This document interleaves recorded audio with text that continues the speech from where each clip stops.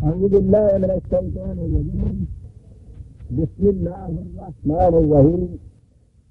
عزیزان امان، آج دسمبر 1977 کی 7 تاریخ ہے اور درس قرآن کریم کا آغاز سورہ الکہف کی آیت 107 سے ہو رہا ہے.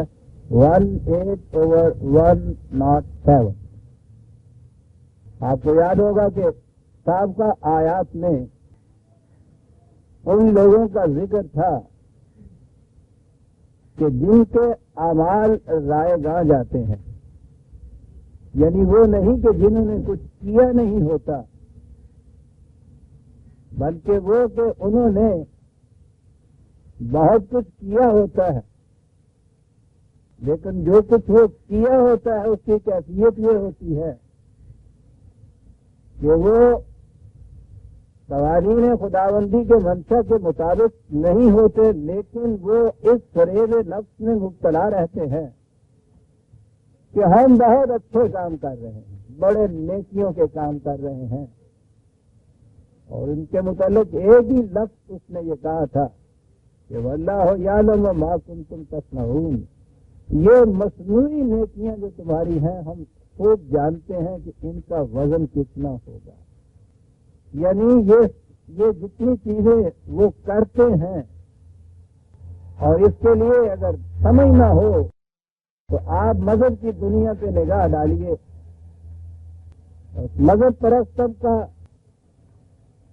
سال بھر میں وہ جتنی مشقت اٹھاتا ہے ایک فرد، اور وہ بغان خیش یہ سمجھتا ہے کہ میں واقعی منشا خداوندی کے مطابق یہ کچھ کر رہا ہوں، نماز، روزہ، حج، زکوٰۃ، اس ایک ایک چیز پہ غور کیجیے کتنی مشقت طلب چیزیں ہیں، کس قدر محنت کی جاتی ہے، وقت اور توانائی اور دولت بھی کتنی صرف کی جاتی ہے. انہیں چھوڑ دیجیے کہ جو یہ کچھ محض دکھانے کی خاطر کرتے ہیں، متقی پرہیزگار بننے کی خاطر، جو نیک نیتی سے یہ سب کچھ کرتے ہیں اور اس ظاہر باطل میں مبتلا رہتے ہیں کہ ہم بہت ٹھیک کام کر لیتے ہیں. انہم یحسنون صنعا، اس فریب میں مبتلا اپنے آپ کو رکھتے ہیں کہ ہم واقعی سارے نیک کام کرتے ہیں جو کہ خدا نے فرمایا تھا، لیکن کیفیت ان اعمال کی یہ ہوتی ہے کہ ان کی شکل و صورت تو ایسی ہوتی ہے، مکینیکلی پرفارم تو اس طرح سے وہ کرتے ہیں، مصنوعی جیسے قرآن نے کہا بناوٹ کی چیز وہ ہوتی ہے، شکل و صورت ان کی ویسی ہوتی ہے، لیکن وزن کے اعتبار سے ان کے بے وزن ہونے کی کیفیت یہ ہوتی ہے کہ فلا نقیم لہم یوم القیامت وزنا، اس قدر کھوکھلے کہ ان کے تولنے کے لیے میزان بھی کھڑی نہیں کی جائے گی. بڑی عبرت آموز ہے عزیزان ایمان یہ چیز. اور میں عرض کروں گا کہ بہرحال میں نے تو مختلف مذاہب کی کتابوں کا مطالعہ بھی کیا ہے، یہ قرآن کریم کا امتیاز ہے اور یہ شرف ہے کہ وہ یہ کچھ بتاتا ہے کہ یہ چیزیں اگر ان کے اندر سے روح اور مقصد اور مقاصد جو ہے گم ہو جائے اور یہ وہ نتائج پیدا نہ کریں جو ہم نے کہا ہے کہ یہ پیدا کریں گے، تو یہ بالکل بے وزن اعمال رہ جاتے ہیں. اپنے آپ کو اس فریب میں مبتلا مت رکھیے کہ ہم یہ سب کچھ کر رہے ہیں اور اللہ کا منشا پورا ہو رہا ہے. یہ بات نہیں. اور میں نے عرض کیا تھا کہ پھر وہ یہ چیز ہم پہ نہیں چھوڑتا کہ خود تم اس کا فیصلہ کرو کہ اب ٹھیک ہو رہا ہے. وہ جو اس نے آکام کے ساتھ حکمت کو بھی منزل من اللہ کہا ہے تو اس کے معنی یہ ہے کہ وہ خود بتاتا ہے کہ فلاں کام کرو گے تو اس کا یہ نتیجہ تمہارے سامنے برآمد ہو جائے گا. روز دیکھتے اور پرکھتے جاؤ کہ اس کام کا یہ نتیجہ نکل رہا ہے یا نہیں. اگر تو وہ نتیجہ وہ نکل رہا ہے جو ہم نے بتایا ہے کہ اس کا یہ نتیجہ نکلے گا، پھر تو یہ سمجھ لیجئے کہ خدا کے احکام کی اطاعت ہو رہی ہے. اور اگر وہ نتیجہ نہیں مرتب ہو رہا تو پھر اپنے آپ کو اس فریب میں مبتلا نہ رکھیے، کھڑے ہو جائیے، سوچیے کہ کہاں غلطی ہے، وہیں تصحیح کیجیے ورنہ ساری عمر اس فریب میں مبتلا رہو گے اور آخر میں کیفیت تمہاری یہ ہوگی کہ آؤ گے تم بہت گھومتے جھامتے وہاں کے ساتھ ساری عمر ہم نے اتنے نیک اعمال کیے اور وہاں آ کے کھڑے ہو کے دیکھو گے تو تمہارے اعمال کے تولنے کے لیے وہاں ترازو تک کھڑی نہیں کی جائے گی. کیسا عجیب نقشہ ہے جو قرآن کھینچ رہا ہے یہ کہہ کے ابھی جانے میں. اور یہ فرق ہے جو میں پہلے دن سے کہہ رہا ہوں دین میں اور مذہب میں. دین اس نظام کا نام ہے جس کے اندر خدا کے یہ احکام وہ نتائج مرتب کرتے ہیں جو اس نے کہا ہے کہ اس سے مرتب ہوں گے. اور میں نے پچھلی دفعہ قرآن کی آیت سے ہی تو اس کی مثال دی تھی کہ اس نے کہا تھا کہ ٹھیک ہے اقامت صلاۃ کرو اور اس کے ساتھ ہی یہ کہہ دیا تھا کہ خود ہی اپنے ذہن میں نہ فیصلہ کر لو کہ ہاں صاحب ہم اقامت صلاۃ کر رہے ہیں. کہا تھا کہ ان میں صدارت تنہا نفاسائے المنکر. صلاۃ وہ صلاۃ ہوگی کہ جو ہر قسم کی بے حیائیوں سے فحاشیوں سے منکرات سے برائیوں سے روک دے گی. اگر تو صلاۃ یہ کر رہی ہے تو پھر تو وہ صلاۃ پوری ہو صلاۃ کا منشا پورا ہو رہا ہے جو قرآن نے کہا ہے. یہ تو عمل ایک اپنا وزن رکھے گا. وزن کے معنی نتیجہ ہے اور اسی کے ساتھ تھا نا کہ واللہ یعلم ما کنتم تصنعون. یہ تو وہ صلاۃ ہوگی جو ہم نے کہا ہے اس کا یہ نتیجہ ہوگا. اور ایک صلاۃ وہ تمہاری نماز ہوگی کہ اسے نہایت احتیاط کے ساتھ تمام ارکان و تعلیم پورے کر کے تم پڑھو گے. اسے پڑھتے چلے جاؤ گے ساری عمر پڑھتے چلے جاؤ گے. لیکن یہ تو تصنعون میں آئے گی یہ چیز. یہ تو مصنوعی سی چیز ہوگی. اس کے لیے تو ترازو نہیں کھڑا کیا جائے گا. اس کا وزن ہی کچھ نہیں ہوگا. اور ضمن یہ بات جو آگے ہمارے ہاں اکثر یہ باتیں چلی جاتی ہیں صاحب قرآنی صلاۃ کون سی ہے صاحب قرآنی صلاۃ. ٹھیک ہے جی ادھر ان لوگوں نے یہ کہا کہ ہاں جناب یہ 5 وقت کی نماز ایک نماز میں اتنی رکعتیں ایک رکعت کے اندر یوں رکوع یہ سجدہ یہ کچھ پڑھنے کی چیز یہ سب کچھ. انہی کے اندر دوسرے فرقے انہوں نے کہا کہ نہیں صاحب ہاتھ یہاں نہیں باندھنے چاہیے یہاں منشا خداوندی یوں پورا ہو جائے گا. ہاتھ یہاں تک نہیں اٹھانے چاہیے یہاں تک. تمہیں تو یوں نہیں یوں پڑھنی چاہیے وطر اس طرح سے ادا کرنے چاہیے. انہوں نے یہ کچھ کہا کہ یہ ہے منشا خداوندی. یہی کچھ کم نہیں تو پہلے فرقے ہمارے ہاں سے اس دور میں فرقہ اٹھا اس نے کہا یہ سب بات یہ سب غلط ہے صاحب. امت کی ساری تباہیاں اس لیے آ رہی ہیں کہ انہوں نے 5 نمازیں پڑھنی شروع کر دی صاحب. قرآن کی نماز جو ہے اس میں 3 وقت کی نماز ہے اور 2 رکعتیں ہیں اور 1 سجدہ ہے صاحب. یہ قرآنی صلاۃ ہو گئی. یعنی ساری امت کی تباہیاں جتنی آئی ہوئی ہیں وہ اس لیے ہے کہ 5 وقت کی نماز پڑھتے ہیں یہ اور 1 نماز کے اندر اتنی رکعتیں ہیں. یہ قرآنی صلاۃ نہیں ہے. قرآنی صلاۃ یہ ہے کہ 3 وقت کی پڑھو 2 رکعتیں 1 سجدہ جیسا مثلاً انہوں نے یہ کہا یہ قرآنی صلاۃ ہو گئی صاحب. اور وہ قرآن کہتا ہے کہ قرآنی صلاۃ وہ ہے کہ جو فحشاء اور منکر سے روک دے گی. سوال یہ ہے کہ یہ 5 کی بجائے 3 پڑھنے سے یہ نتیجہ نکلا ہے. یہ تو سوال ہی نہیں تھا. معیار تو یہ ہے کہ وہ قرآن نے جو کہا ہے کہ ان الصلاۃ یقیناً یہ ہوگا کہ الصلاۃ جو ہم نے کہی ہے وہ صلاۃ اگر قائم ہوگی تو وہ فحشاء اور منکر سے روک دے گی. اور اگر یہ نہیں ہے تو وہ ما کنتم تصنعون ہو جائے گا صاحب. باقی جو کچھ بھی تمہاری بناوٹ ہے مصنوعی ہے اگر وہ یہ نتیجہ پیدا نہیں کرتی. بڑی اہم چیز ہے عزیزان من. مذہب اس فریب میں مبتلا رکھتا ہے کہ ان چیزوں کو اگر تم رسمی طور پر مکینیکلی اس فارم کے اندر تم پرفارم کرتے رہو گے اس کو اور پھر اس کے لیے تو جیسا ابھی لفظ میرے منہ سے نکلا پرفارمنس اس کے لیے لفظ ہوتا ہے تو اس کے لیے تو ترازو بھی کھڑا نہیں کیا جائے گا. اس قدر یہ بے وزن کیا ہوگی کہ ضرورت ہی نہیں پرکھنے کی بھی کہ کچھ وزن ہے بھی یا نہیں. جس گیہوں کے پودوں کے اندر وہ دیکھتے ہیں کہ وہ کسان دیکھتا ہے کہ جسے ستان کہتے ہیں بوجھا کہتے ہیں وہ نہیں آ رہا وہ بیلوں کو چلا دیتا ہے اسے. اس لیے کہ اس کے لیے میزان ہی نہیں کھڑی کی جائے گی اس میں دانا ہی نہیں پڑے گا. بڑی اہم چیزیں ہیں عزیزان من. جب تک یہ قوم اس فریب سے نہیں نکلے گی اس کا کوئی عمل نتیجہ خیز نہیں ہوگا. جتنا جی چاہے ان کو اس مذہب کی پرفارمنس میں زیادہ سے زیادہ شدید بھی کرتے چلے جائیے اور وسط بھی دیتے چلے جائیے. جہاں کھڑے ہوئے یہ ہو جاتا ہے کہ تباہی کے باعث قوم کا یہ ہے انہوں نے نماز روزہ چھوڑ دیے صاحب یہ احکام قرآنی چھوڑ دیے. ٹھیک ہے ان کے چھوڑنے کا یہ نتیجہ تھا لیکن جو تم کہتے ہو کہ یوں کر لو تو وہ ہو جائے گا منشا کیا اس سے یہ کچھ ہو گیا پھر یہ تباہیاں، یہ زوال، یہ اس کی نسبت زبون حالی جس میں اندر یہ مبتلا ہے، پوری قوم ساری دنیا میں مبتلا ہے. ارے بھائی یہ چھوڑنے والے تو یہاں کچھ تھوڑے سے ملے تمہیں، اور وہ بھی اس دور میں زیادہ عام ہو رہے ہیں، ورنہ اس سے پیشتر ہمارے ہاں کی بہت اکثریت ہمارے ہاں کی نماز روزے کی پابند ہوا کرتی. کل کی بات ہے ابھی ہمارے ہاں. کیا یہ تباہیاں، بربادیاں، یہ زوال اور یہ نسبت زبون حالی یہ اس دور میں نہیں تھی؟ یہ تو 1000 سال سے چلی آ رہی ہے آپ کے یہاں. تو یہ کیا بات ہے؟ لیکن مذہب تو کھڑے ہو کے سوچنے نہیں دے. سوچ ہی سے تو اس کو دیر ہوتا ہے. میں نے جیسا گزارش کیا، ایک ہی آیت کے اوپر کھڑے ہو کے اگر یہ سوچ لیا جائے کہ قرآن کہتا ہے کہ الصلاۃ تو وہ ہوگی کہ جو منکر اور فحشاء کو روک دے گی. تینوں ضرورت اس کی کہ ایک آیت کے اوپر ہی کھڑے ہو کے غور کر لیتے کہ نہیں روک رہی، تو پھر معاذ اللہ یا تو ایک طرف وہ لے آئیے بات، وہ جو ہمارا نیا طبقہ، نوجوان طبقہ آپ کہتا ہے وہ مجبور ہے یہ کہنے کے اوپر کے ساتھ یہ جو کچھ کہا گیا ہے معاذ اللہ یہ سب غلط ہے. ہم نے دیکھا ہے سارے نمازی فحشاء منکر جو ہے اسی طرح سے دن بدن اور زیادہ پھیل رہا ہے. کہاں ہے یہ ٹھیک بات؟ تو وہ تو یہ کہتا ہے کہ معاذ اللہ یہ کہا ہی غلط یہ رہتا ہے.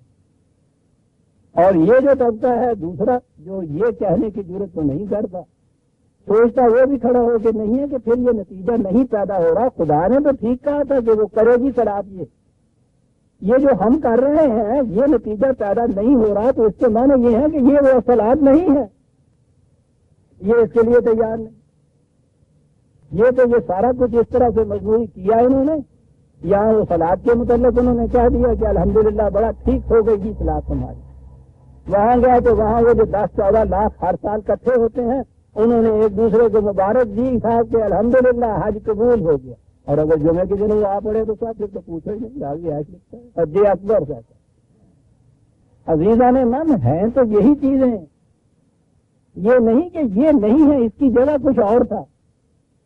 ہے یہی صلاۃ اور زکوٰۃ اور حج اور جتنی چیزیں آپ کہتے ہیں یہ ارکان. پروگرام تو یہی تھا، دین کے نظام کا پروگرام تھا، مذہب کی پرستش کا پروگرام نہیں تھا. پرستش میں اپنے اپنے خیال کے مطابق آدمی کچھ رسوم ادا کراتا ہے، نتائج کی طرف سے اپنے آپ کو فریب میں مبتلا رکھ لیتا ہے. اور جب یہاں کچھ نہیں بنتا تو پھر یہ ہوتا ہے کہ نتائج اس دنیا میں جا کر نکلتی. اس نے جو کہا تھا صلاۃ کے متعلق کہ وہ فحشاء اور منکر سے روک دے گی، تو کیا کہا تھا کہ قیامت میں روک دے گی؟ یعنی یہاں تو پھیلتے چلے جائیں گے، وہاں جا کے دیکھ لینا قیامت روکتی ہے یا نہیں. غور کیجیے، یہ جو صلاۃ کا نتیجہ اس نے بتایا ہے اس دنیا کے اندر بتایا ہے کہ قیامت میں جا کے یہ نتیجہ برآمد ہوگا. فحشاء اور منکر تو یہاں عام ہو رہے ہیں، رکنا تو ان کا یہاں تھا. یہ قوم کی اگر خوش بختی کہیں ہوتی تو اس مقام پہ کھڑے ہو کے سوچتے ہی کہ صاحب یہ صلاۃ تو یہ نتیجہ نہیں پیدا کرتے. آؤ مل کے سوچیں، اسی سے پوچھیں جس نے یہ کہا ہے کہ صلاۃ یہ کرے گی، اور یہ بتائے گا کہ وہ کون سی صلاۃ ہے جو یہ کچھ کرے گی. معاذ اللہ نہ تو خدا کے یہ دعوے اور وعدے جھوٹے ہیں کہ یہ ایسا کرے گی، نہ ہی اس نے ایسا چھوڑا ہے کہ یہ بتائے نا. بتانے کے لیے جو زور دیا گیا وہ یہ ہے کہ ہاں صاحب وہ 3 اوقات بتا دیتا ہے اور وقت بتا دیتا ہے، اور اوقات سے وقت ہے، اور اوقات بتانے سے کیا یہ تنہا عن الفحشاء والمنکر ہو گیا؟ اگر یہی مقصود تھا کہ یہ نہیں ہے اور یہ ہیں جو ہم کہہ رہے ہیں، تو ٹچ سٹون اور کسوٹی تو یہ تھی. وہ کچھ بھی کیا، یہ تبدیلیاں بھی کی، فریب بھی دیا کہ یہ قرآنی صلاۃ ہو رہی ہے، اور نتیجہ یہ کہ اس سے زیادہ بدتر حالت ہوتی چلی گئی. تیلی بھی کیتا تو روکھا بھی کھاتا. اس تبدیلی سے ہوا کیا؟ کیوں فریب میں مبتلا رکھتے ہو کہ یہ قرآنی صلاۃ ہے، وہ قرآنی صلاۃ نہیں ہے؟ قرآنی صلاۃ تو ایک ہی ہے کہ جس کا نتیجہ یہ ہوگا کہ فحشاء اور منکر معاشرے سے ختم ہو جائیں گے. یہ پوچھو قرآن سے کہ کون سی صلاۃ ہے؟ وہ صلاۃ ہوگی. پوچھو کہ صیام جو صوم جو اس نے کہا روزوں کا، اس نے بتایا ہے کہ اس کا نتیجہ یہ نکلے گا. اس سے پوچھو، اس نے بتایا ہے کہ حج کا نتیجہ کیا ہوگا. لِیَشْهَدُوا مَنَافِعَ لَهُمْ، وہ کہتا ہے کہ الناس کو بلاؤ دعوت دے کے یہاں وہ الناس کہتا ہے حج کے متعلق کہ دعوت دو ان کو اور ان سے کہو کہ آئیں لیشہدوا منافع لہم. اپنے ہی نہیں تم یہ سوچو کہ ہماری امت کے ہماری قوم کے لیے کیا منفعت کی چیزیں ہیں، لوگوں کو بلا کے دکھاؤ کہ ہم نو انسانی کی منفعت کے کیا کام کر رہے ہیں. یہ بتایا تھا اس نے حج کے لیے. وہاں اگر یہ ہو جاتا ہے کہ صاحب وہ کینکریاں 7 کی جگہ 6 ماری جاتی ہیں تو وہ بتا دیتا ہے کہ دم لازم آ گیا تمہارے اوپر صاحب. وہ دم کیا لازم آ گیا صاحب؟ ایک بکرا اور ذبح کر، 200-500 روپیہ وہاں ایک بدو کو. یعنی اس سے وہ کہتے ہیں کہ وہ حج ناقص رہ گیا. اس قسم کی چیزیں وہاں روز ہوتی رہتی ہیں. جو یہاں 3 دن کا قیام تھا تم نے 3.25 دن کا کیا، 2 دام ایک اور. یعنی یہاں تک اس کے متعلق وہاں احتیاط وہ برتتے ہیں اس کے لیے. اور یہ جو اس کے مطابق وہاں ہو جائے کہ الحمدللہ مبارکباد ملتی ہے جی آج قبول ہو گیا. وہاں یہ ہو گیا نا. وہ کہتا ہے تم ہی نہیں لیشہدوا منافع لہم. نئے انسان کو دعوت دو کہ آ کے دیکھیں کہ تم انسانیت کی فلاح اور بہبود کے لیے کیا کر رہے ہو، کیونکہ تمہیں شہداء علی الناس پیدا کیا گیا، امت وسطیٰ پیدا کیا تھا. خیر امتن اخرجت للناس، وہ بہترین قوم جو نئے انسانی کی بھلائی کے لیے پیدا کی گئی ہے. امت کا عبادت اس مقصد کے لیے، ان کے اجتماع کی غرض یہ بتائی قرآن نے. یہ اگر وہاں ہو تو پھر وہ حج قبول ہوگا نا. لیکن وہاں تو یہ ہے کہ احرام اس قسم کا باندھ لیا، طواف یوں کر لیا، عرفات میں یوں چلے گئے، مینا میں یوں ٹھہر گئے. اگر تو یہ سارا کچھ ہو گیا الحمدللہ. اور اس کے بعد وہاں دعائیں مانگ کے آگے کہ یا اللہ ترکی کی توپوں میں کیڑے پڑے، اسرائیل کو تباہ کر دے، برباد کر دے. سمجھیے اللہ وقت من اگلا دینہم، جس نے تیرے دین کو ذلیل کیا یا اللہ اس کو تو ذلیل تو ہی کر، اسی نہ کچھ کریے. اور یہ کچھ کر کے گھروں کو چلے جائے. اپنی زبون حالی اور نسبت عزیزان من وہ تو ایک طرف نہیں، تصور ہی نہیں ہو سکتا کہ مومن ہے بالائے ہر بالا کرے. انتم الاعلون وہ کہتا ہے قرآن، تم سے اونچا کوئی دنیا میں ہو ہی نہیں سکتا. قرآن کا ارشاد یہ ہے کہ یاد رکھو کہ کبھی بھی کافر مومن پہ غالب آ نہیں سکتا. معاف رکھیے گا مجھے، یا تو ایک دم عملاً جیسے ہم نے کیا ہے اس کو پٹک کے رکھ دیجیے گا. یہ سارا جو کچھ کہا گیا تھا کہا گیا، پرانے زمانے اس دور کے لیے کہا گیا تھا، اب نہیں ہے. اور اگر اس میں ایمان ہے آپ کا تو پھر کھڑے ہو کے سوچیے کہ نہ ہم مومن ہیں نہ ہمارے اعمال وہ اعمال ہیں جو قرآن کہتا ہے. اور اس کا ایک ہی ٹچ ٹون اور کسوٹی ہے کہ یہ وہ نتیجہ پیدا کرے جو اس نے کہا ہے کہ پیدا کریں گے. میں نے مانا آپ دوائی کی دوسری خوراک نہیں پیتے اگر وہ دوائی کا وہ نتیجہ برآمد نہ ہو جو ڈاکٹروں نے کہا تھا کہ شام تک ٹیمپریچر اتنا کم ہو جائے گا. نہیں ہوتا تو بھاگے ہوئے جاتے ہیں کہ ڈاکٹر صاحب غلط ہے، یا نسخہ غلط ہے، یا دوائی غلط ہے، یا میرے پرہیز میں کوئی غلطی ہوئی. بیٹھ کے کھانتے ہو نا اس کو. تو خدا کے بندو ایک دن کی مرض کے متعلق تم یہ بھاگ دوڑ کرتے ہو. ساری زندگی کے امراض جو تمہیں لگے ہوئے ہیں کبھی نہیں سوچتے اس کے متعلق کہ کر کیا رہے ہیں. نہ دکھ جائے نہ درما راس آئے، مگر خط دوا ہے اور میں ہوں چلے ہوئے. تو ان آیتوں میں یہ چیز، اور اسے انہوں نے کہا تھا اس کفر کے متعلق کہا تھا وَاتَّخَذُوا آیَاتِی وَرُسُلِی ہُزُوًا. یہ مذاق کرتے ہیں ہمارے قوانین سے اور ان کے ساتھ کے جو ان قوانین کو پیش کر رہے تھے، مذاق کرتے ہیں یہ لوگ. یحسنون صنعا، یہ ایک گروہ تھا عزیزان من. پچھلے درس میں یہ چیز آئی تھی. اس پس منظر میں اگلی چیز، اور اس کے بعد دوسرا گروہ یہ ہے ان الذین آمنوا وعملوا الصالحات کانت لہم جنات الفردوس نزلا. جو ایمان لے آئیں گے اور وہ اعمال ہوں گے جن سے صلاحیتیں بیدار ہوگی، جو سنوار دیں گے ان کی اپنی زندگی کو بھی اور حسن کائنات میں بھی ایک مشاطری کا کام وہ کریں گے. سارے معنی اس عمل صالحہ کے اندر عزیزان ایمان تھا. ان کے لیے نتیجہ ان کا یہ ہوگا. یہاں جنت کے متعلق جنت کی صفت فردوس بتائی ہے. اس کے معنی وسعت اور فراخیاں اور کشادگیاں ہوتا ہے. اور مختلف مقامات پہ قرآن کریم نے خدا کی ربوبیت کا جو نظام ہے اس میں بتایا ہے کہ کتنی خوشحالیاں ہوں گی اور کشادگی کتنی اس کے اندر ہوگی، وسعت کتنی اس کے اندر ہوگی۔ وہ تو جنت کے متعلق تو اس نے یہ کہا ہے کہ اس کی وسعت ارض و سماء میں پھیلی ہوئی ہوگی، قرآن میں یہ ہے۔ جنت کسی مقام کا نام نہیں ہے عزیزان ایمان، مقام کا نام ہو تو جو قرآن نے کہا ہے کہ وہ ارض و سماء کے اوپر پھیلی ہوئی ہے تو پھر تو بات پوچھنے کی ہو گئی کہ صاحب پھر وہ جہنم کہاں ہوگی؟ ارض و سماء تو ساری ڈھانپ لی جنت نے۔ اس کے معنی یہ مقام کی بات نہیں ہے، اس دنیا کے اندر ایک نظام ہے جس کی یہ خصوصیات بتائیں، یہ فراخیاں، یہ کشادگیاں، یہ وسعتیں، یہ علو مرتبت، یہ اعلان ہونے کی کیفیت، لے جو دین کو لے گی پورے نظام کے اوپر غالب، زندگی کے نظام کے اوپر غالب، یہ سارا کچھ قرآن دے رہا ہے عزیزان ایمان۔ اور یہ سارا کچھ جو ملے گا نزلاً، بڑی عجیب چیز ہے، وہ ہمارے ہاں تو وہی ہے نا کہ یہ سارا کچھ بخشیش کے طور پر ملتا ہے، یا اللہ بخش دے۔ ایک دفعہ میں نے کہا ہے کہ وہ ایسا ہمارے ذہن میں وہ بھیک منگو گداگروں کا تصور دیا ہے کہ یہ چیز بھی ہم بخشیش کے طور پہ مانتے ہیں، سوال ہی نہیں۔ عزت نفس تو سب سے بلند ترین چیز ہے کہ جو قرآن کریم یا خدا قائم رکھنا چاہتا ہے انسان کی۔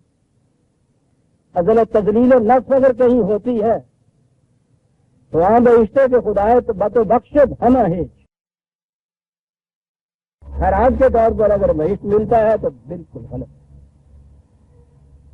یہ بخشیش کی بات نہیں، خیرات کی بات نہیں، اس میں تو تذلیل ہوتی ہے۔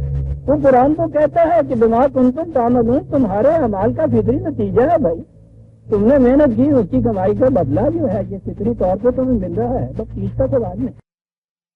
تا جزائے عمل تست جنات چیزیں ہس، کیا بات ہے اس کے کہنے کی؟ تمہارے اعمال کا بدلہ اگر ہے تو پھر وہ اس قابل ہے کہ اسے دیا جائے، فخر کیا جائے۔ یہاں قرآن نے نزلہ کہہ کے ایک لطیف انداز میں یہ بات کہی ہے۔ مہمان آپ کے گھر میں آتا ہے، بڑی تواضع اس کو آپ کرتے ہیں، وہی کھانا جو اس کے سامنے رکھتے ہیں، باہر گداگر آواز دیتا ہے کہ بھائی کچھ خدا کے نام سے، اسی میں سے ایک ہوتی ہے وہ حصہ اس کو بھی دیتے ہیں۔ یہ اس کو دینا اور یہ جو مہمان بیٹھا ہوا ہے اس کو دینا، اس میں فرق کتنا ہے آپ دیکھتے ہیں۔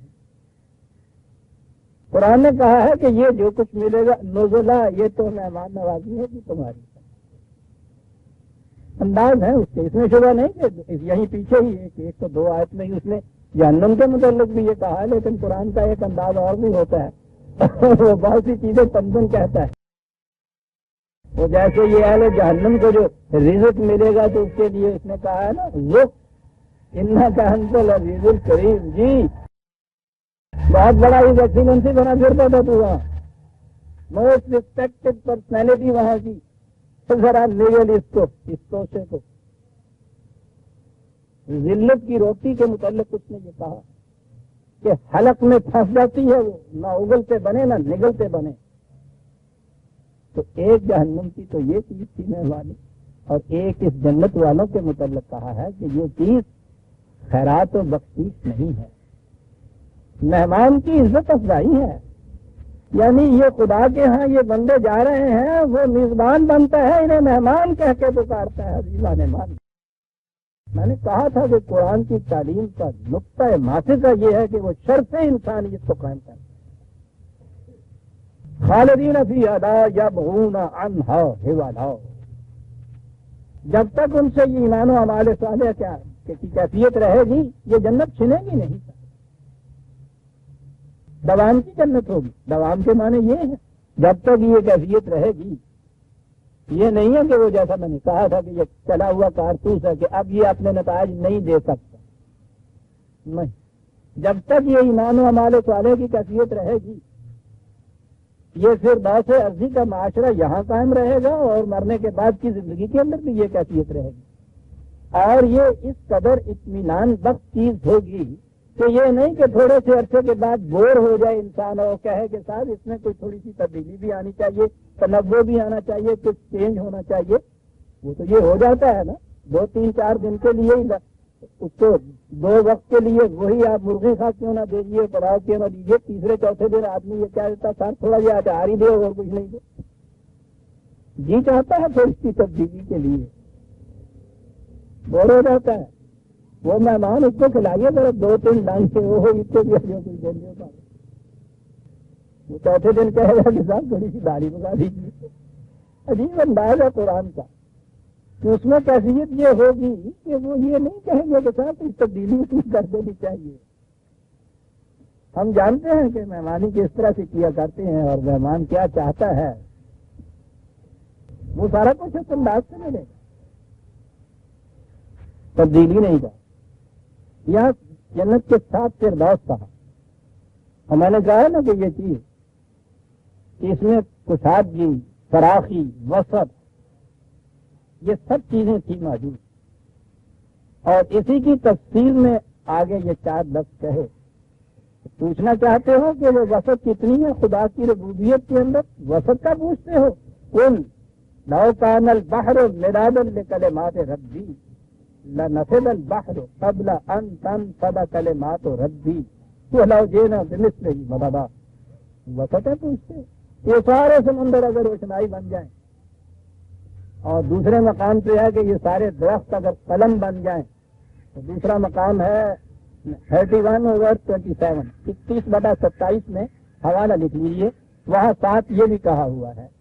یعنی بات سمجھانے کی ہے ایک مثال کی روح سے کہ اگر یہ دنیا بھر کے سمندر روشنائی ہو جائے، دنیا بھر کے درخت قلم بن جائیں، تو خدا کی وسعتوں کا پھر بھی تم احاطہ اور شمار نہ کرو۔ یہ جو میں نے عرض کیا نا کہ اس کی وسعتوں کا جو بے کنار ہونا ہے، اس کے سمجھانے کے لیے یہ بات ہے۔ اور اس سے پہلے دور میں تو یہ بات کم سمجھ میں آتی تھی، ایک گاؤں والا دوسرے گاؤں تک نہیں جا سکتا تھا۔ آج جو کچھ تھوڑا بہت علم کائنات کا حاصل کر رہے ہیں، ان سے پوچھئے کہ وہ اس کی وسعتوں کے متعلق کیا کہتے ہیں۔ ہمارے دور میں جیمز جینز جو ہے وہ علم الافلاک کا ماہر ہے، اسٹرانومی کا، کتاب ہے کہ اس کی بات ہے، چھوٹی سی کتاب ہے، دی مسٹیریس یونیورس۔ اس میں اور چیزیں تو ایک طرف رہیں جو اس کائنات کے اندر یہ جو آپ کو یہ جو کرے یا تارے نظر آتے ہیں، وہ کہتا ہے جسے یہ گیلیکسی یا کہکشاں کہتے ہیں، کہکشاں کے 1 انچ کے اندر جو کائناتیں پنہاں ہیں، وہ کہتا ہے کہ جتنی عمر اس کرہ ارض کی ہے، اتنی ساری عمر میں اگر ان کو گننا شروع کر دیجئے تو ختم نہیں ہو سکتی۔ اور اس کے ساتھ ہی وہ سر پہ ہاتھ رکھتا ہے کہ اس کے بعد بھی یہ دس ایکسپینڈنگ یونیورس، اور یہ جامد نہیں ہو گئی، یہ کائنات خدا کی جو ہے یہ پھیل رہی ہے۔ قرآن نے کہا تھا 1400 برس پہلے، یزید فی الخلق ما یشاء، ہم ان کائناتوں میں اضافہ کرتے چلے جاتے ہیں۔ آج اس دور میں آ کے یہ چیز پہلی دفعہ ان کی زبان سے نکلی، ورنہ جانے پہلے تو یہ کائنات ہی ساری اسی کرۂ ارض کو ہی سمجھتے تھے۔ ٹھیک ہے، محدود علم تھا انسان کا، معلومات ابھی اتنی نہیں تھی، انہوں نے اتنا ہی سمجھا تھا، اور وہ بھی اگر وہ ویدوں کے روح سے لیا جائے تو وہ تو پھر وہ پورا کرۂ ارض بھی وہ ایک بیل کے سر کے سینگوں کے اوپر رکھا گیا تھا۔ بیل مچھلی پہ تھا، مچھلی پھر کیا کرے، مچھلی کو کہاں لے جائے، کہنے کہ مچھلی پانی پہ تھی۔ اب جو آگے پوچھا جائے کہ صاحب پانی کس چیز پہ تھا، وہ کہنے کو جا تو آئے مذاق کرنا پھر تیرا پتہ نہ پائے تو ناچار کیا کرے۔ ٹھیک ہے، وسعت ہے اس کی۔ آج بھی جو ہم سمجھتے ہیں کہ صاحب علم کی بڑی وسعتیں ہو گئی ہیں، نیوٹن نے تو بہرحال پھر بھی 200 سال 300 سال پہلے یہ کہا تھا کہ آپ لوگوں کے ذہن میں یہ ہے کہ ہم بڑے معلومات کے وسیع سمندروں میں چلے جا رہے ہیں۔ ہماری کیفیت تو یہ ہے، علم کے سمندر کے کنارے جیسے بچے یہ گھونگے اور سیب کٹھی کرتے ہیں، ہم تو اس طرح سے کٹھی کرنے والے لوگ ہیں۔ علم کا سمندر تو ابھی آ گیا، اس کے کنارے کھڑے ہوئے بچوں کی طرح یہ سیب اکٹھے کر رہے ہیں، نیوٹن یہ کہہ رہا ہے۔ اور آج یہ جیمز جین جیسے جو ہیں وہ یہ کہہ رہے ہیں کہ تم ان کائنات کی وسعتوں کے متعلق سمجھتی ہو کہ اس ناریل میں سم آ جائیں گے۔ وہ ایک کہکشاں کبھی ذہن میں بھی نہیں آتا کہ اس کے اندر بھی کوئی کائناتیں وہ بستا ہیں، کہنے لگے یہ پوری کہکشاں تو ایک طرف رہی، اس کے اتنے حصے کے متعلق جو ہے اندازہ نہیں لگا سکتے۔ اس لیے جو قرآن نے کہا کہ یہ تم وسطیں پوچھنا چاہتے ہو اس کی، اور پھر رب کا لفظ یہاں بھی آیا، کلمات ربی ہے، ربوبیت کے لیے جو اس نے یہ سارا کچھ کر رکھا ہے، اس کے متعلق اگر تم اس کے صرف قوانین ہی معلوم کرنا چاہو تو اس کی کیفیت یہ ہے کہ سارے سمندر جو سنائی بن جائیں، سارے درخت قلم بن جائیں، پھر بھی یہ ختم نہ ہو، ولا جو ہے نا بمثلہ ہی مدد، اتنے ہی اور بھی لے آؤ اس کے لیے، یہ کیفیت ہے۔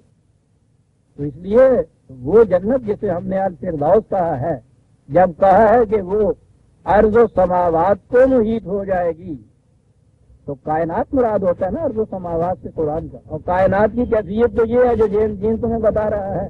سوچئے کہ وہ پھر جنت کہاں ہے، کتنی وسعتیں ہیں اس کے اندر، اور اسی لیے تو کہا ہے کہ اس میں یہ نہیں ہوگا کہ بور ہو جائیں گے، اس میں تنوع نہیں ہوگا، جس کی وسعتوں کا یہ عالم ہو اس میں تو آپ سوچ سکتے ہیں تنوع کتنا ہوگا۔ لیکن جب میں نے بتایا ہوا میں نے کہ سیرو فی الارض جو قرآن میں ہے کہ چلو پھرو تمہیں معلوم ہو، کچھ تھوڑے چھوٹے سے پیمانے پہ صحیح معلوم تو ہو وسعتیں کتنی ہے، ذرا چلو پھرو جناب، سیرو فی الارض قرآن کا حکم ہے، یہ یعنی حکم کے طور پہ کہا ہوا ہے اس نے، یہ کرو۔ میں نے کہا ہے نا کہ جب پھر وہ دین مذہب بنا تو آپ، یہ واقعہ ہے ہمارے ساتھ یہ ہوا، قدر صاحب کو ملنے کے لیے گئے اور انہوں نے کہا کہ صاحب وہ تو 40 دن نہیں مل سکتے۔ ارے کیوں نہیں مل سکتے، خیریت تو ہے بیمار ہے، لیکن نہیں وہ بات نہیں ہے، وہ اندر بیٹھے ہوئے ہیں حجرے کے اندر کیا کر رہے ہیں، سیرو فی الارض کا وظیفہ کر رہے ہیں، 40 دن اس کے لیے زرد ہو گئے، تو باہر سہلنے بھی نہیں کہ کچھ نظر آ رہے، حجرے میں بیٹھے ہوئے وہ گلے پہ 40 دن باہر نہیں نکلنا، کیا کر رہے ہیں، سیرو فی الارض کے حکم کی تعمیل ہو رہی مہاراج، اور وہی ہے نا بیٹھے ہوئے ہیں حجرے میں، اور وہ کہتے ہیں کہ وہ تو حضرت صاحب عصر کی نماز تو کعبے میں پڑھتے ہیں، وہ تو اتنے ہی بیٹھے رہتے ہیں۔ انہوں نے یہ فرمایا، تشریح کرنے والوں نے کہا کہ کعبہ یہاں چلا پوتھوں والے دیکھ دے رہا جانے، ہر مذہب میں یہی ہوتا ہے عزیزان، کوئی نئی بات نہیں۔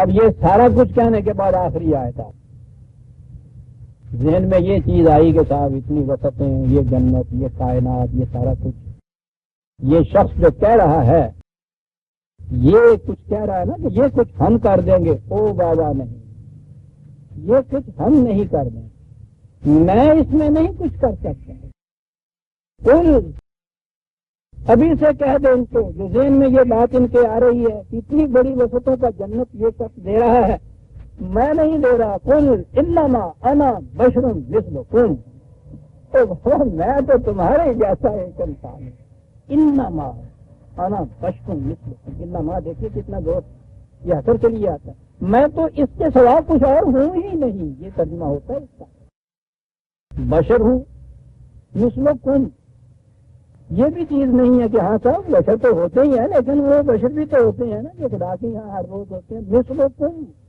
تمہارے ہی جیسا ایک بشر۔ باقی رہا یہ جو کچھ میں کہہ رہا ہوں، یوحا الی، یہ تو ایک وحی ہے خدا کی طرف سے جو مجھے ملتی ہے، وہ میں تم تک پہنچا رہا ہوں، جو تمہیں کہہ رہا ہوں کہ یہ کچھ کرو گے تو تمہیں ملے گا، میں بھی وہ کچھ کروں گا تو مجھے ملے گا، یہ مثلو تم یہ بات ہے نا، اس میں میری بھی کوئی ایکسپشن نہیں۔ یوحا الی آخری آیت ہے، میں نے کہا تھا کہ اس میں سارا ملخص اور نچوڑ آ جاتا ہے، کیا وہی ہوتی ہے میری طرف، ایک لفظ ہے سر، انما الہکم الہ واحد، بس یہ بات ہے جو وہی ہوتی ہے میری طرف، کہ صاحب اقتدار تمہارے لیے صرف وہ خدا کی ذات ہے، کسی اور کا اقتدار نہیں ہے، کسی اور کی حکومت نہیں، کسی انسان کو حق حاصل نہیں ہے کہ دوسرے انسان کے اوپر اپنا حکم چلائے، یہ وہی ہوتی ہے میری طرف، لہذا میں بھی اپنا حکم نہیں چلا سکتا۔ یہ بشر مثلکم آپ نے دیکھا کس میں مساوات اسے کہتے ہیں، وہاں بھی یہی ہے نا، ما کان لبشر ان یؤتیہ اللہ الکتاب والحکم والنبوۃ ثم یقول للناس کونوا عبادا لی من دون اللہ، کسی بشر کے لیے یہ جائز ہی نہیں ہے ہاں اسے نبوت کیوں نہ مل جائے، حکومت کیوں نہ مل جائے، کہ وہ دوسرے انسانوں سے کہے کہ تم میرے محکوم ہو۔ کسی بشر کے لیے جائز نہیں ہوتا، میں بھی تو بشر مثلکم ہوں، میرے لیے بھی یہ جائز نہیں ہے۔ پروری زیبہ فقط اس ذات بے ہمتا کو اب کہنے لگے یہ ہے جو کچھ میں کہنا، یہ اگر ہو جائے تو وہ سارا کچھ ہو جائے گا جو پیچھے کہا گیا ہے۔ پھر یہ دین کے ارکان وہ نتائج پیدا کریں گے جو قرآن نے کہیں، یہ بنیاد ہے اس کی، کسی انسان کے ہاتھ میں اقتدار نہ رہے۔ اور یہاں تو صاحب ایک اقتدار مار رہا ہے، کم از کم دورے اقتدار تو مذہب میں یوں مارتے ہیں، حکومت والوں کے الگ قوانین ہوتے ہیں، ان کے ہاں کا الگ ایک ضابطہ ہوتا ہے شریعت کا، وہ بھی انسانوں کا بنایا ہوا، یہ بھی انسانوں کا بنایا ہوا۔ خدا کی اطاعت تو کہیں آتی نہیں، خدا کی اطاعت وہ نتیجہ پیدا کرے گی جو اس نے کہا ہے۔ پھر فمن کان یرجو لقاء ربہ، وہی لقاء کا لفظ آ گیا، یہ جو پہلے بھی آیا تھا کہ یہ سارا اس لیے ہے، اولئک 105 میں اولئک الذین کفروا بآیات ربہم ولقائہ، تو میں نے کہا تھا کہ اس کے معنی یہ ملاقات کے معنی نہیں ہوتے کہ السلام علیکم ہو جائے، اس کے معنی ہوتا ہے جیسے میں نے کہا تھا مثال کے طور پہ حاضر عدالت جسے کہتے ہیں ہونا، اعمال کی جزا مقاصات عمل، اس کے معنی ہے قرآن کے، جو اس چیز کی توقع رکھتا ہے کہ مقاصد عمل برحق ہے اور خدا کی عدالت کے اندر مثال کے طور پر حاضر ہونا ہے، تسبیح ہوں، اور وہاں سے دیکھنا ہے کہ ملزم ہوں یا بے گناہ ہوں۔ اگر کوئی شخص جو یہ کرتا تو اس کے لیے ایک ہی بات ہے کرنے کی، سنیے عزیزان من کیا کرنے کی بات، فلیعمل عملا صالحا، کام تو وہ کرے جسے قرآن نے کہا ہے کہ یہ صلاحیت بخش کام ہے، قرآن کے بتائے ہوئے پروگرام کے مطابق وہ یہ کچھ کرے، اور اس میں ولا یشرک بعبادت ربہ احدا، اور پھر اپنے رب کی، اب لفظ جہاں عبادت آیا ہے اس میں کسی اور کو شریک نہ کرے۔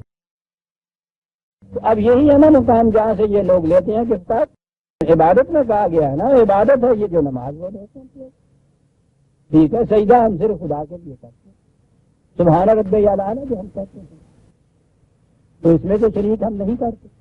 عبادت کو یہ کہا تو میں نے کہا ہے نا کہ یہ وہ کہیں دور جانے کی ضرورت ہی نہیں ہوتی، اس میں بھی کہیں لمبے چوڑے ورق پلٹنے کی ضرورت نہیں۔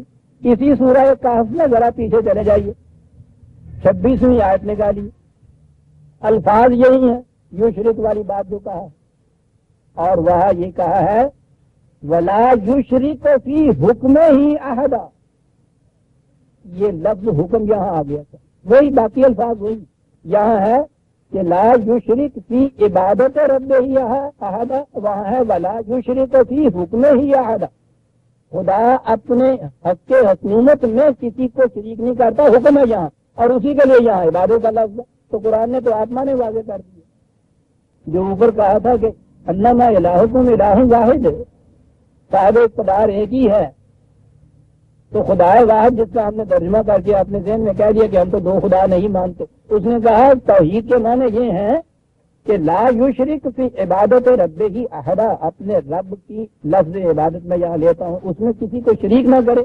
اب عبادت کے معنی قرآن نے کہا ولا یشرک فی حکم ہی احدا، وہ اپنی حکومت میں، اپنے حکم میں، اپنے اقتدار میں کسی کو شریک نہیں کرتا، یہ معنی ہو گئے عبادت کے۔ تو یا بات وہ ہو گئی انما الہکم الہ واحد، تمہارا الہ صاحب اقتدار ایک ہی ہے، جو یہ سمجھتا ہے کہ اس کی عدالت میں حاضر ہونا اس کے لیے ایک ہی بات ہے کرنے کی، اور وہ یہ ہے کہ ولا یشرک بعبادت ربہ احدا، اس کے حکم یا محکومیت یا حکومت میں، اقتدار میں کسی اور کو شریک نہ کرے۔ عزیزان من، اگر انسانوں کے بنائے ہوئے قانون کی حکومت کہیں ہوتی ہے تو یاد رکھیے اس نظام میں خدا کی عبادت نہیں ہو سکتی، جسے ہم عبادت کہہ کے اپنے آپ کو فریب دے دیتے ہیں۔ قرآن نے کہا ہے ما کنتم تصنعون، یہ مصنوعی عبادت ہے جو تم کر رہے ہو، عبادت کے معنی معقومیت۔ اب آپ نے دیکھا کہ وہ قرآنی صلاۃ کیا ہوتی ہے، جس صلاۃ میں کھڑے ہو کر سب سے پہلے یہ کہا جاتا ہے کہ ایاک نعبد، تیرے سوا ہم کسی کی معصومیت قبول نہیں کرتے۔ مسجد میں باوضو کھڑے قبلے کی طرف منہ کیے ہوئے، یہی الفاظ ہوتے ہیں نا ہمارے پاس، بڑی قسم چکڑی ہوئے نا تو انہیں کہتے ہیں کہ باوضو مسیطے کھلو کے قبلے والے منہ کر کے کہو، یہ ساری شرطیں پوری ہوتی ہیں۔ تو یہ کہتا کیا ہے؟ ایاکا نعبد، عربی جاننے والے جانتے ہیں یہ ایاکا کیا ہوتا ہے، صرف اور صرف یہ شخص کھڑا خدا سے اقرار کر رہا ہے، اور یہ اور چیزیں تو چھوڑیے کہ اس میں وہ غیر خداوندی اقتدار کتنا ہوتا ہے۔ اب تو یہ ہے کہ یہ اس نماز کا اہتمام بھی جو ہو رہا ہوتا ہے وہ انسانوں کے بنائے ہوئے ایک پروگرام اور نظام کے تابع ہوتا ہے۔ پوچھ لو آکاش والوں سے، اور وہاں کھڑا یہ کہہ رہا ہے کا نام، یہ ما تصنعون ہے یا نہیں؟ یہ ہے مصنوعی طور پہ الفاظ نکل گئے ہمارے حلق سے یا نہیں؟ تو ہے اس میں کوئی حقیقت یا کا نام کہنے والوں؟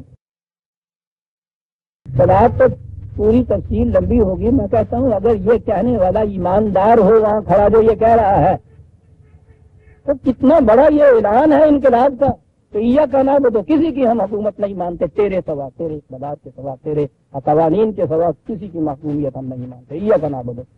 اتنا ہی کہنے والا ہو تو اس معاشرے سے وہ تنہا عن الفحشاء والمنکر ہوتا ہے یا نہیں؟ اس صلاۃ کے بعد ہر بے حیائی اور ہر قسم کی برائی ختم ہوتی ہے یا نہیں اگر یہ بات ہو جائے کسی جگہ یا کا نعبدو کی؟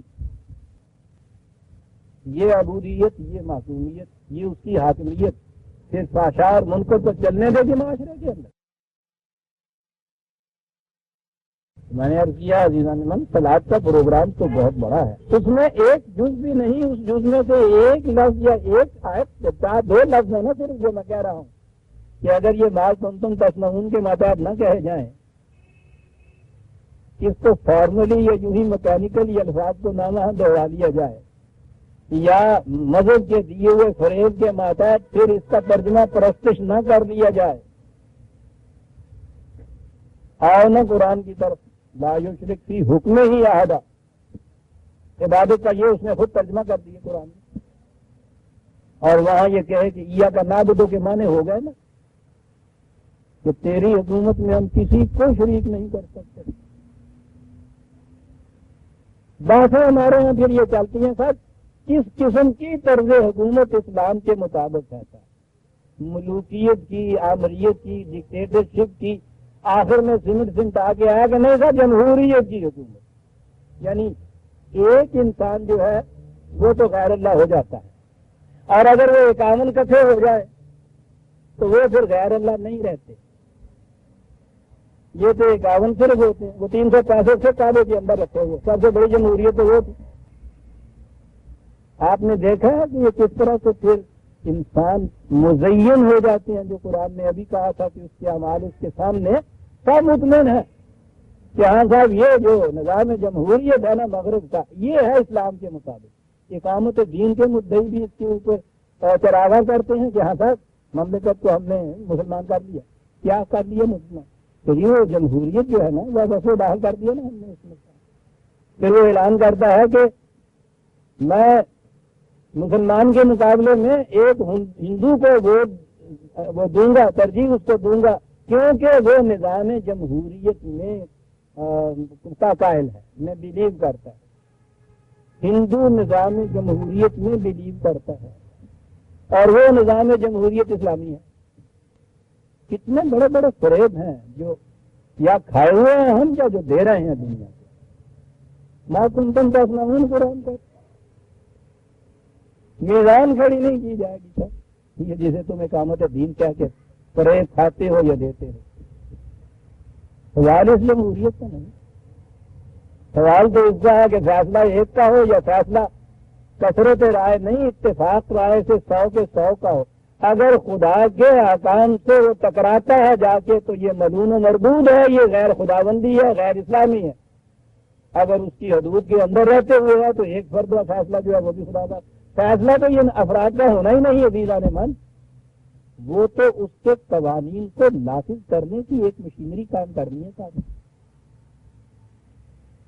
یہ ہوگا ولا یشرک بعبادت ربہ، کہنے لگے کہ جو جو یہ کرتا ہے وہ ہے جس کے اعمال کے لیے پھر میزان بھی کھڑے کیے جائیں گے، جس کے اعمال یہاں وہ جنت الفردوس پیدا کرے گی کہ جس کی پہنائیوں اور وسطوں میں کوئی کنارہ تک نہیں، اور وہ سماوات سے وہ چھائی ہوئی ہے۔